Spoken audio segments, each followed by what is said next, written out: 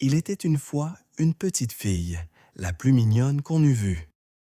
Sa mère lui avait fait faire un petit capuchon de velours rouge qui lui seyait si bien que tout le monde l'appelait le petit chaperon rouge. Un jour, sa mère lui dit: Ma fille, ta grand-mère est malade. Je t'en prie, porte-lui ce gâteau et ce petit pot de beurre. Ne t'arrête pas sur le chemin et ne parle à personne. » En chemin à travers la forêt, le petit chaperon rouge rencontra un loup. Le loup, qui avait très faim, la salua avec un air amical et lui demanda où elle allait.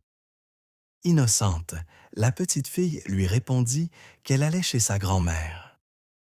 Le loup, avec un sourire malicieux, lui suggéra de cueillir de jolies fleurs pour sa grand-mère.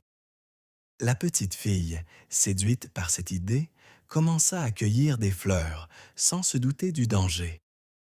Pendant que le petit chaperon rouge cueillait des fleurs, le loup courut jusqu'à la maison de la grand-mère.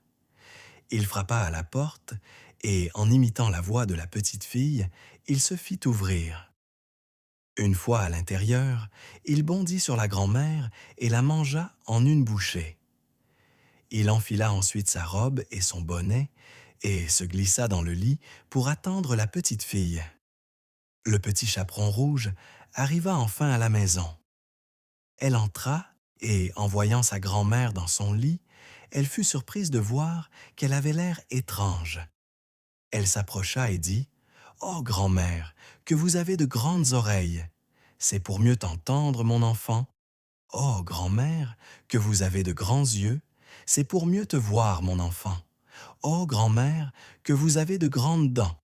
C'est pour mieux manger! » hurla le loup, avant de se jeter sur elle et de la manger elle aussi. Un chasseur qui passait par là entendit les cris. Il entra dans la maison et vit le loup endormi, le ventre énorme. Se doutant de ce qui s'était passé, il ouvrit le ventre du loup avec un couteau. Le petit chaperon rouge et sa grand-mère en sortirent saines et sauves. Le chasseur remplit le ventre du loup de pierres, et lorsque le loup se réveilla et voulut s'enfuir, le poids des pierres le fit tomber et il mourut.